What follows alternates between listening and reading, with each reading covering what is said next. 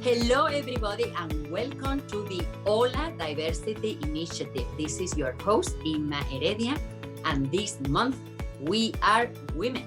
And I'm in the company of extraordinary multidisciplinary artist Arantxa Araujo. Arantxa, how are you? Hey Inma, I'm very good. Thank you so much for having me. I'm very excited to be speaking to you today. We're very happy and very honored to have you as well, and to get our viewers to know you a little better. I'm just gonna share with them just a brief section of your bio. You have a wonderful bio, and I invite everybody to visit your website at arantxaaraujo.com. But in the meantime, let me share with them a little bit about you. So Arantxa Araujo is a Mexican artist with a background in neuroscience. Her work is essentially multidisciplinary, feminist, and rooted in biobehavioral research and technology. Explorations of gender constructions, performativity and identity, and the politics of migration are seen and experienced in her installations, which often include new media, video, sound, photography, mapping, light, and performance.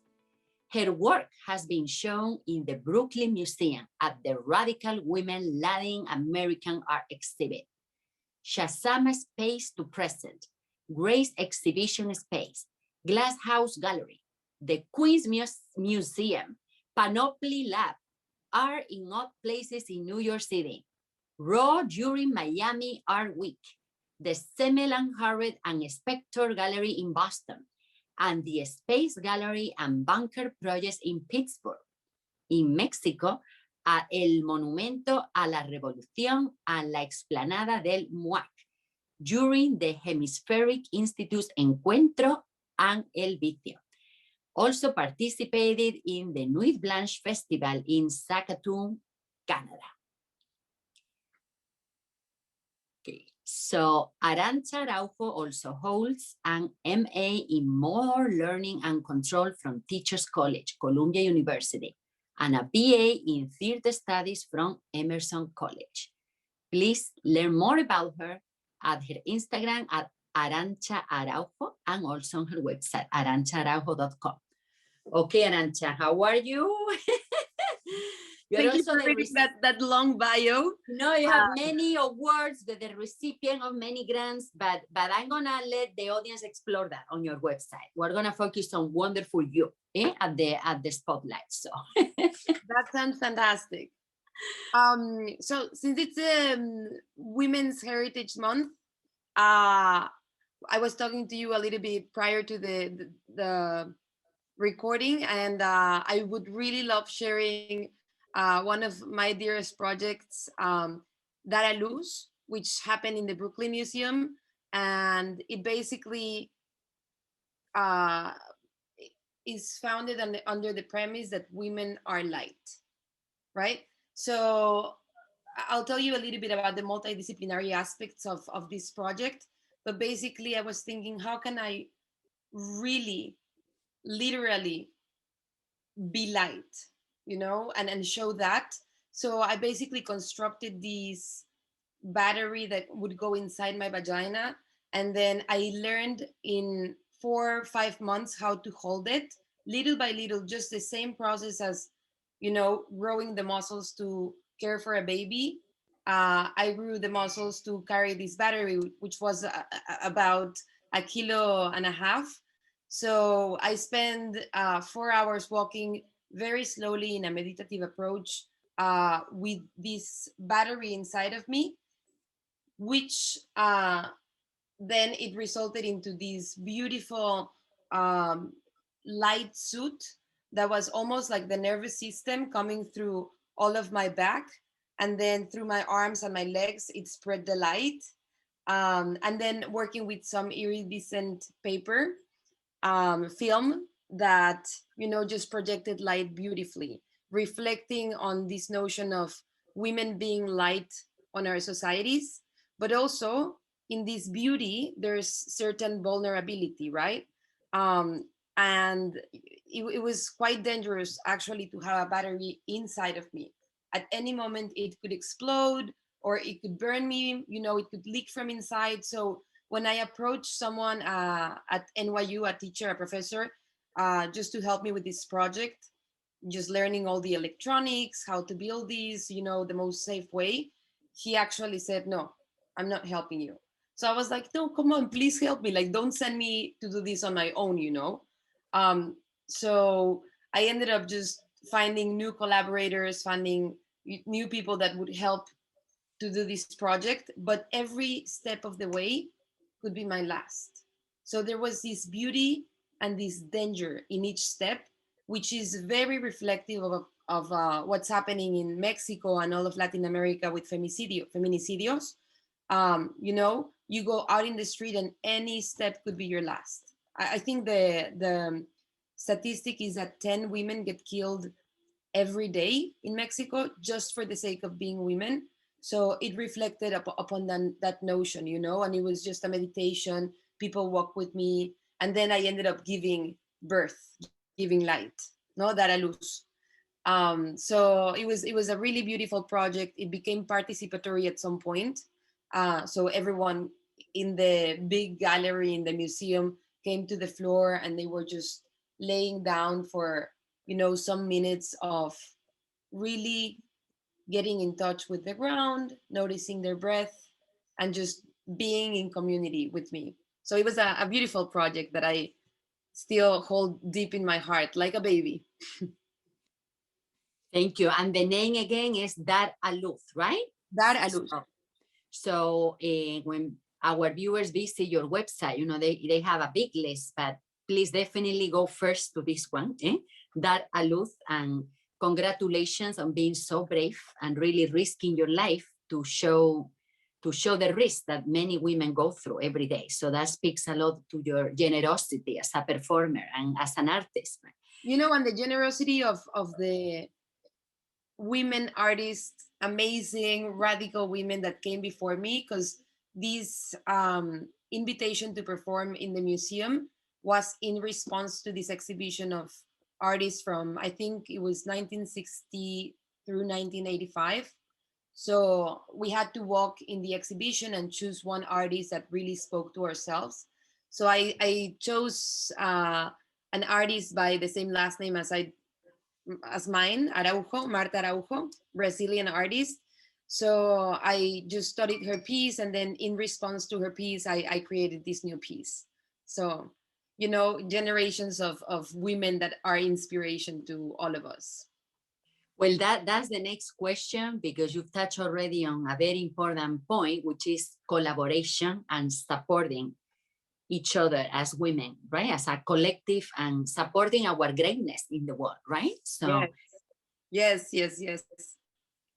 So yeah, sorry, continue. So continue. you do that a lot as an artist, like because I was gonna start asking, since you are multidisciplinary, right? What was the first love of your discipline, the one you love the most first, and how did you incorporate the others? And then you can expand too, if you like, into talking about your collaborations with other artists and how you build that process.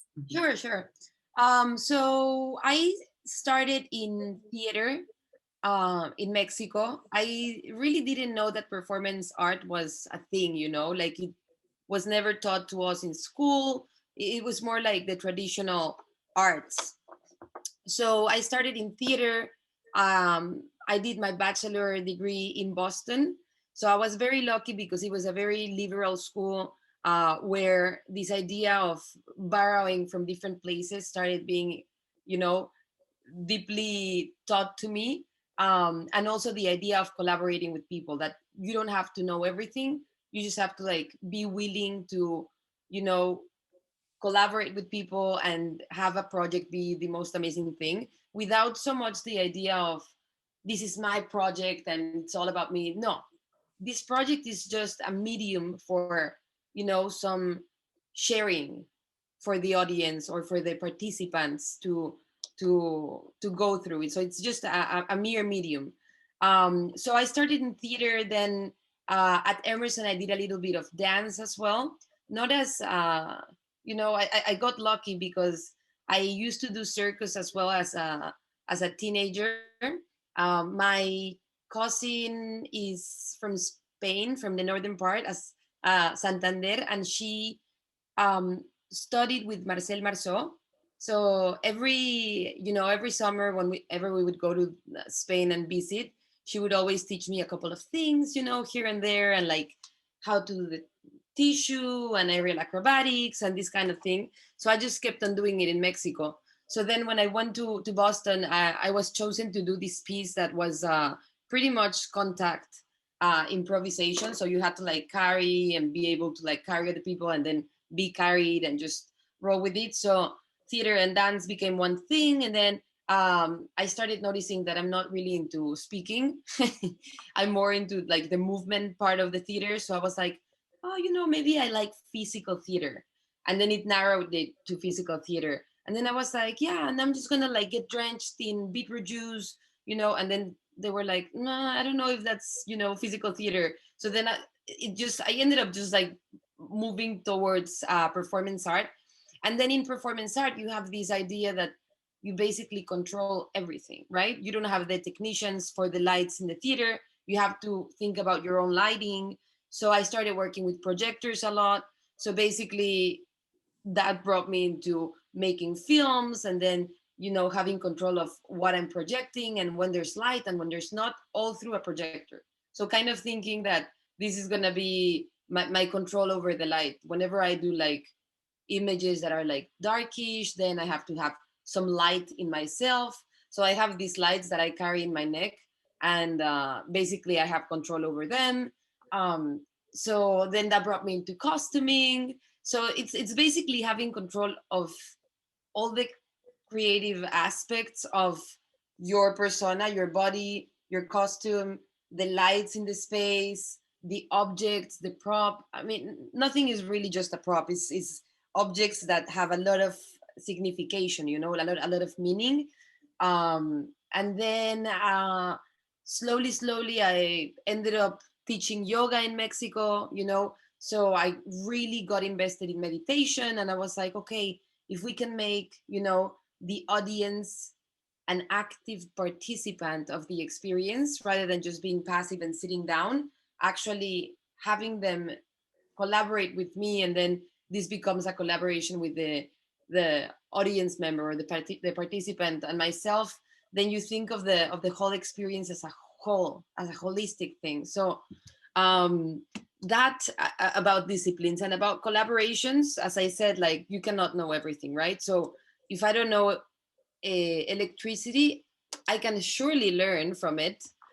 So you find someone that's interested in your project and that's interested in collaborating, and then you just like go in this deep journey. So talking about Dara Luz, there's an amazing program at NYU called ITP, and I met this artist from Norway that was super willing to collaborate with me, and then we created the suit together. So it was kind of just like, this is the idea, and then like he would ping pong with me, like, what about if we do this and this and this? So then there's a really beautiful journey of communication amongst individuals, and just like thinking about the safest way to do it and the most effective way to create an experience for someone.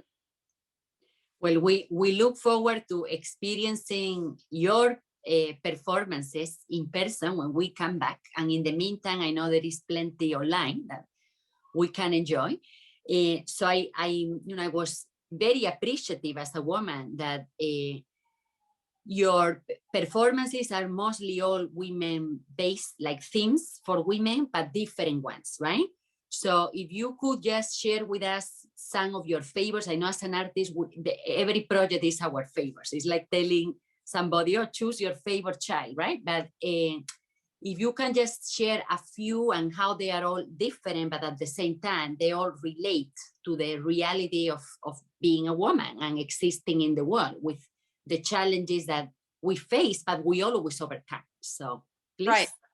Yeah. So I have this other project that I really, really love as well. It's called 140 Women, 14 Days. And this was a site-specific installation I did at a place called Showfields in Soho.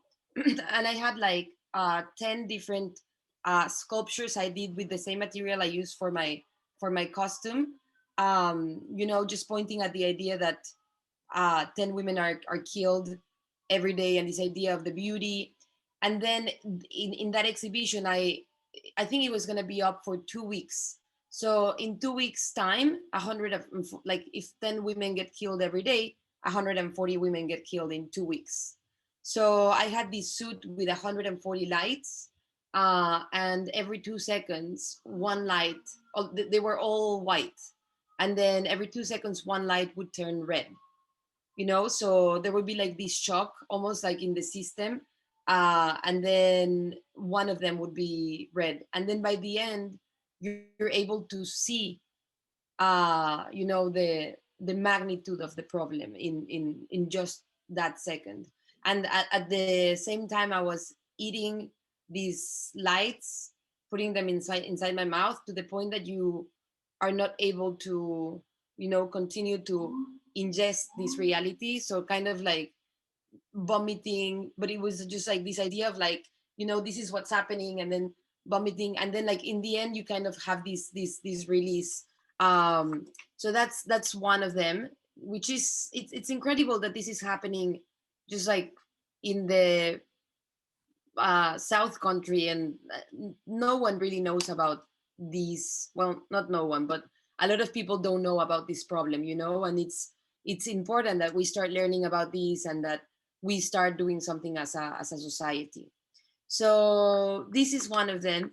The other one I just did, my work is becoming more and more, I guess, revolutionary in the way that I care about the well-being of our physical body, our mental body, our affective body, and the energetical body, you know, and spiritual.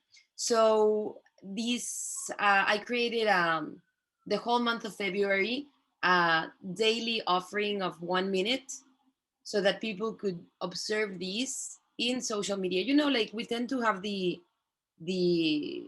bad habit of going to Instagram and just like starting to scroll very unconsciously. So this was the idea that if, you know, this uh, came through your feed, it would be an opportunity for you to like become conscious and just like be with the video, the offerings of the video, the music, which I did with an amazing Sorry, there's an ambulance outside my house. I don't know if you can hear it.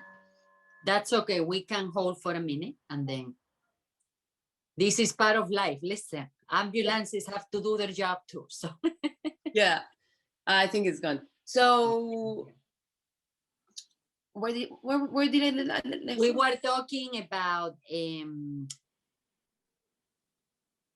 okay, your project. Oh, looks. So Looks. basically, the 1 minute on Instagram, yeah, every day. it was a 1 minute offering, so that you could actually be present, be conscious. You know, 1 minute we all can. You know, it's very easy to create excuses like, no, I don't have time. But 1 minute, you know, with your phone, breathing, with this beautiful music that Gabriel Chakarji created for each video. And the video has, you know, lots of things from nature, but also lots of performances, new and old. So I have this tendency of you know, revisiting things from the past, which I think are very informative of your future, you know. So I with video edition, I work a lot with using things from the past, foreshadowing the future, but also having some resemblance with the present of the performance that you were seeing. So it's kind of like, you know, quite interesting to experience. I think the idea that the present and the past and the future are intertwined. Um, and also talking about collaborations, I have a collective with Monique Blom. She is an artist in Canada, and she collaborated with me the third week of this project Looks, and she basically provided images and videos also new, but since we have a lot from the past, we also took some from the past and then created some nice intertwined new reality. So these are a couple of projects that are quite recent, and if you would be interested, please visit the website and they're all available for you to see it. So basically you can start your February 1st any day, and you can start this 28-day experience any day. Excellent. So Arantxa, just from talking to you, I think there are two words that definitely define you. You are a very, very brave woman, una mujer valiente. So congratulations and thank you for representing women artists so brilliantly. And secondly, I think the word creativity. You are super creative, and just looking at your work is like, wow, amazing. So I just have to ask you, where do you find all this amazing inspiration that you put into projects that are so unique and so different from each other at the same time, right? So where do you find those inspiring juices? Yeah, so I think definitely the news, I think these projects are responding to problematic and issues of the current day. So, like feminicidios, I see these and I'm like, it moves me to action. I need to do something about it. So the news, and then also a lot of my background in neuroscience, I love reading articles to understand a little bit more about how humans, work, how our mind works, how our affective neuroscience dictates our day-to-day action, so understanding how to break patterns, how to, so if there's a problem, you create consciousness about this, but then what next? How do you change this problem? So if we're able to understand how to change patterns, I think it's quite interesting. So I read a lot about how we perceive and how we change.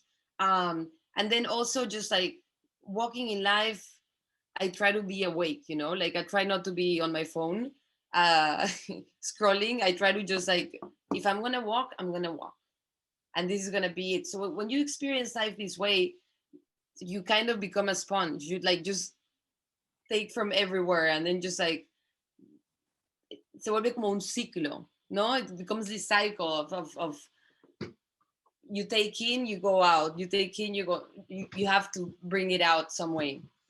Where do you find in inspiration, Inma, these days? Well, the interview is for you. Because, I find inspiration in connecting to my divine self. That's how I call it. The more I practice connecting to our own quiet space, the better, especially in my case, because I've been running around, I think, since I was born, I never had a quiet moment.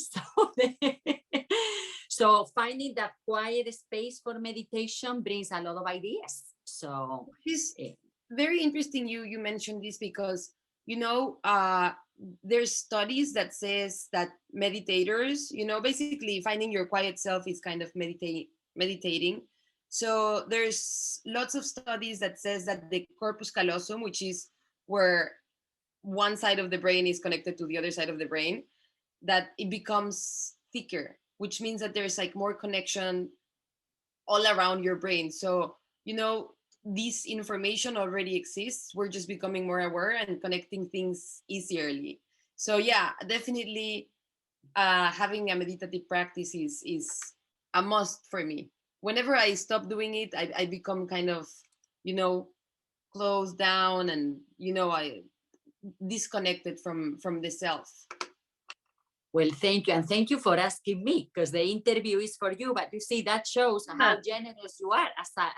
I'll tell you something. I think it's a lot more interesting having a conversation with audience, like this conversation where we can both learn from each other and not just one-sided. So hopefully I'll ask a couple of questions and we'll learn from each other. Definitely. No, I'm learning a lot, and you are wonderful inspiration really to everybody watching this. Now I wanted to talk about the figure of mentors, because I'm sure you are a mentor to others now. But who were your mentors, or is there another female artist that you admire very much? You know, maybe you got to work with her, or maybe somebody you just admire and who inspired you without even knowing. Because what would you tell her if you had her in front of you? And who is it? So part of what I do besides being an artist, I'm a program manager of Franklin Furnace, which is an organization which their mission is to keep the world safe for avant-garde art. And it was founded by Martha Wilson, an amazing performance artist, and my boss. So I get to spend time with this incredible woman who I admire so deeply. But not only I admire her work, I admire her ethics, you know, her humility. Like, she is so incredible, but still so humble. And to me, this is just like, I can admire someone for their work, but then, you know, if something happens and I just get disappointed. But with Martha, it's just like one thing after the other. I'm just like, this is an amazing woman. So, you know, she was just in my home. I was helping her do a project of hers. Um, I was just like, I'm so lucky to be able to collaborate with you, help you do this project. So I just thank you, you know, gratitude all over. No, I feel the joy, and I relate, because I also have women in my life who have deeply inspired me and who are great mentors, and who just, we are in awe every time we see their behavior. It's not only their talent, but their humility, the way they operate in life, right? From a place of truth and authenticity. And if we can become that for other generations, how beautiful is that, right? Like, we are mentor to others, like they've been mentored to us, and then the world will be a better place, you know? Yeah, you know, just like doing things with love. Also, like my collaborator Monique Blom, she's a mother of 4, and she basically homeschools her kids and basically does everything in her home in the middle of Canada, in a very like remote place. And everything she does it with love, you know, and with interest. And you know, you can really see this quality of nurturing someone and really deeply listening, uh and these things that sometimes in life we become accustomed to just ask, hey, how are you, and then just like, okay, good, and then go to the next thing. No, she has time. She has, you know, you are the most important thing. How are you, Inma? But really tell me, you know. So this kind of thing I really really like, and that's how whenever I work with her, this is how we work through something. It's not like fast paced. It's not um, product based. It's really like a process, and the process becomes the piece. Our life is the art, you know. So that's a radical thing, that now we're not just making art for the sake of making art. Art is our life and the way we live. So that's a big difference, that, you know, even through the pandemic, I'm learning a lot. Like, this is not just a matter of becoming a machine and like capitalism and just like put out things out there. No, let's do things consciously, aware, from the heart, from the inner self, you know, the true self. And then whenever you are not connecting, just like allow yourself to leave that without any hurry, and everything's fine, you know. You couldn't put it better, Arantxa. This is amazing, because our life itself is the arts. It's not the product and the selling and being, you know, all about the results. Is the process that we must enjoy and connect with. And I think that's the big difference between just being a real artist and wanting to just fast results, which is a different thing. Nothing wrong. We love everybody, but through artists, we live from a place of truth and authenticity, and from the heart. It's the process and the journey that we love so much, right? And of course, the result too, but that's one more thing. It's not everything, right? That's the the difference. What's your discipline? Theater? I love theater and I love creating one-woman shows too, where I love singing, dancing, entertaining, and especially inspiring. So I speak and people laugh. They find me funny. I don't know how funny I am, but you are very so lively. You. So And now next I have time you found do a show, please let me know, and I'll be very happy to come. Oh, thank you. And I have found a new passion too with this beloved HOLA organization, with the diversity initiative. I found this new passion of hosting interviews and connecting with other artists, and I just enjoy so much, So thank you for the opportunity to be with all of you. So Arantxa, we spoke about your projects, about your inspiration. Is there anything else you would like to share with the audience before we go to the end? I'm going to ask you also about your message for other women and for humanity. But before that, if you have anything else you want to share, what's next for you in your projects? Mm-hmm. So I would say just noting that our life is the way we, or like, this is our art life, like there's no division between one and the other. Then I would say that also my mother is a really big inspiration. She, just like Monique and like Martha have been, she's really an inspiration in the way that she gives to others. And she's I'm moving and she's coming and helping tomorrow, so like this kind of thing, that you have your mother at the important times in life. It's really, really wonderful. So I've been really lucky to have these strong women that defy the system, that continue to walk the walk with love, even when all odds are making us, walk fast and hate, and they still do it with grace. So this is really wonderful. I really celebrate this month and all the women that I have around me. Well, me too. I definitely relate to all of that, and hurra por todas las madres del mundo que nos apoyan. Por todas las madres del mundo, o sea, qué maravilla. Que nos apoyan y que nos han enseñado a ser mujeres fuertes y valientes, ¿no? Yo digo, correcto, mi madre tengo su valentía también. Exacto. Wonderful, wonderful. So Arantxa, it's been an immense pleasure talking to you today. You are inspiration yourself. I know you love many other women who support you, who inspire you, but you are inspiration yourself. So Inma, likewise. Just talking to you right now, I feel the warmth and the conversation. I love how it is going. So thank you.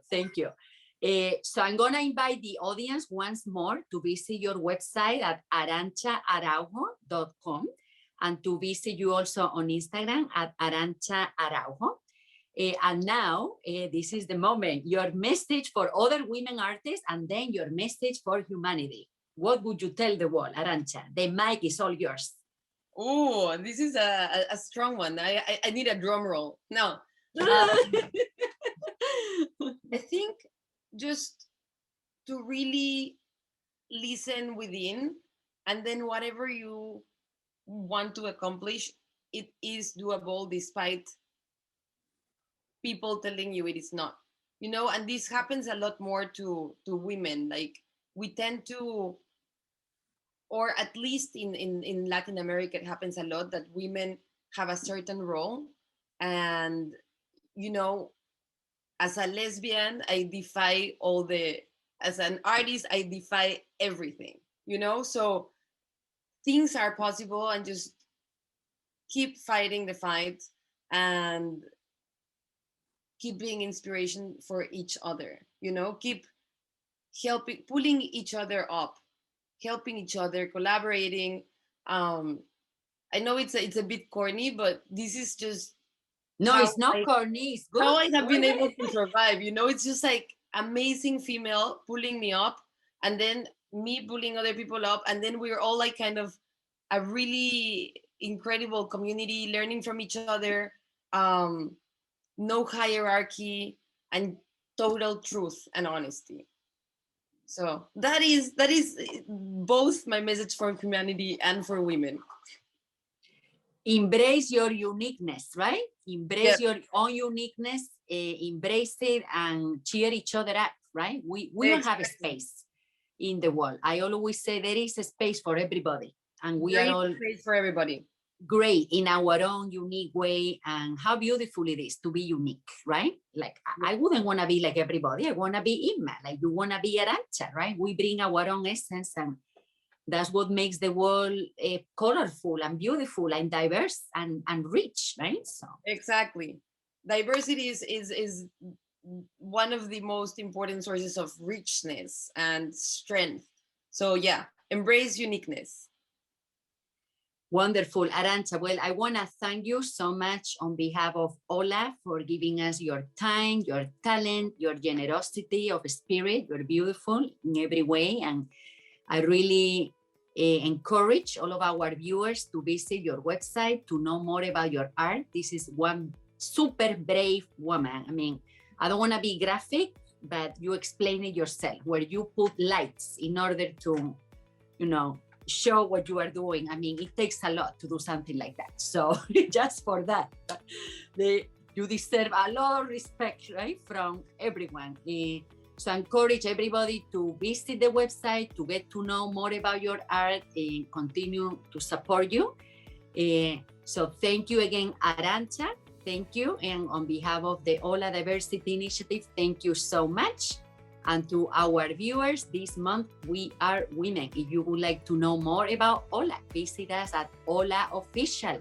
We're always looking for volunteers to support the organization in many of the different departments.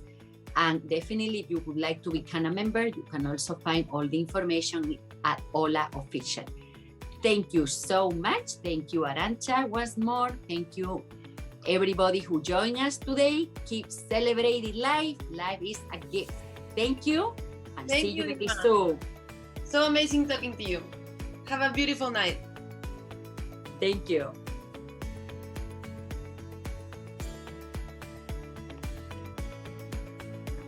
Let me stop the recording now. Okay, 1 minute, Arantxa. So I forgot to tell you that. No. Stop recording. You will receive an email when the cloud recording is ready. Okay, perfect.